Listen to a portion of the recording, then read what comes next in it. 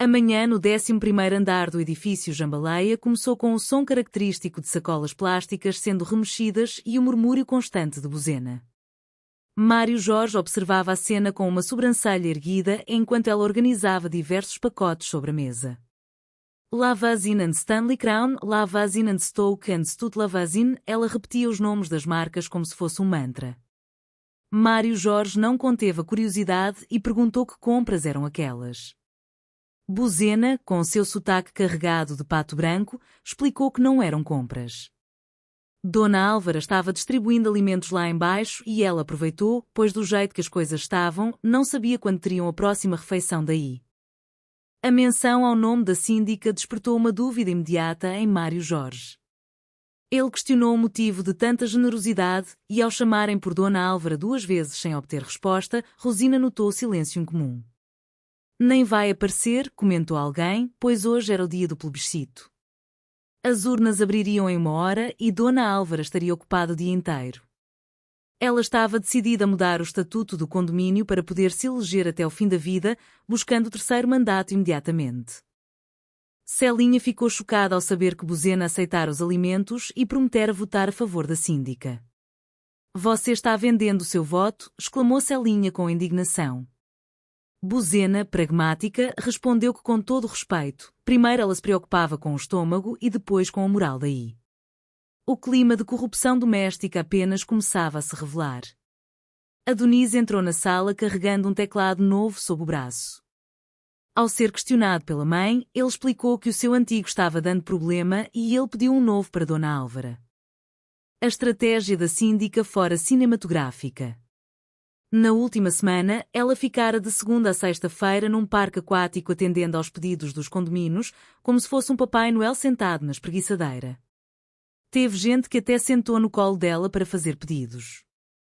Adonis aproveitou a oportunidade e, embora fosse menor de idade e não pudesse votar, ele prometera que toda a família votaria a favor dela. Celinha sentia o chão sumir sob seus pés ao perceber que o filho também se corrompera. Mas a resistência de Celinha foi testada quando Adonis revelou ter pedido também a escova giratória que ela tanto queria, aquela que passava na televisão. Não acredito, dizia Celinha, confessando que ficava louca para comprar aquela escova sempre que via o anúncio. A dilema moral se instalou. Se ela aceitasse o presente, seria obrigada a votar na Dona Álvara. Copelli interveio com sua sabedoria peculiar, afirmando que Dona Álvara não valia o prato que comia, mas que na escola onde a síndica estudou, Copélia fora expulsa por ensinar a diretora. A sugestão era simples, pegar o presente, dizer que ia votar e depois enganar a bandida.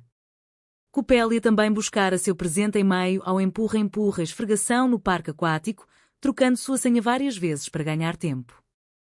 Quando questionada sobre o que pedira, Copelli hesitou, mas acabou revelando uma caixa que preferia não comentar inicialmente.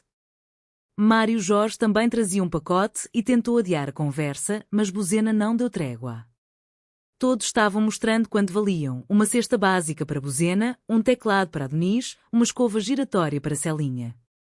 Mário Jorge tentou manter a privacidade, chamando a situação de um verdadeiro reality show. Ao abrir o pacote, revelou-se uma cinta.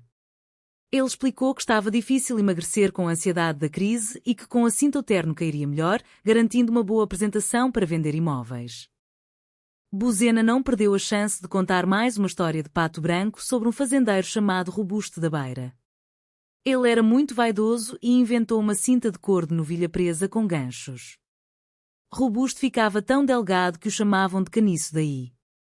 Quando pediram para ela continuar, Buzena explodiu em um desabafo cômico, dizendo que estava farta da obrigação de sempre continuar as histórias, pois era empregada e não contadora de histórias. Arnaldo sugeriu que talvez devessem levá-la a um médico, comparando ao personagem autista de Dustin Hoffman no filme Rain Man. A confusão aumentou quando Celinha apareceu com a escova giratória presa no cabelo após um curto-circuito. Arnaldo ofereceu-se para resolver o problema com uma broca de dentista, o que deixou Celinha ainda mais agressiva. Ela via aquilo como um castigo por terem vendido o voto. Arnaldo também confessara ter ganhado 1 ano de academia no FIDGEM. A troca de acusações era generalizada. Ninguém podia falar de ninguém, pois todos haviam cedido às promessas da síndica. O plebiscito se aproximava e o medo da retaliação era real. Dona Álvara dividir a votação por blocos e saberia exatamente quantos votos favoráveis viriam do bloco C.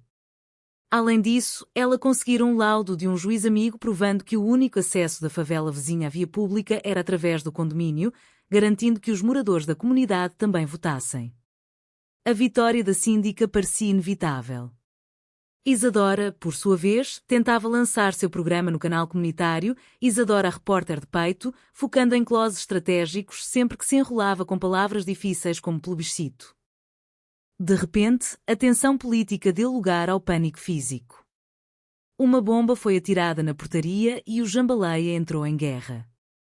O fogo começou a atingir os primeiros andares e a fumaça subia rapidamente. A sugestão da doutora Percy era invadir a cobertura de Dona Álvara para não morrerem assados.